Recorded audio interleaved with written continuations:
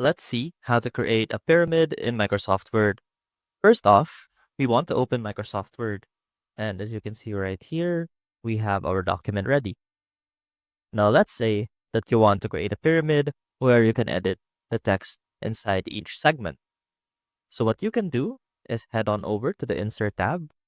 Now click on SmartArt. That will open up this window that will allow you to choose a SmartArt graphic. And here on the left, you'll see the option to create a pyramid. Now, when you click on each one, it will give you a preview of what that will look like when applied to your document. Now let's go ahead and insert a basic pyramid. And here you can type in your text.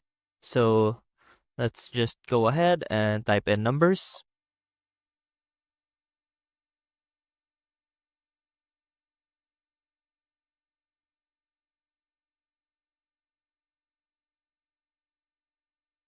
And you can even add another shape, add some bullets, or customize the color of your pyramid.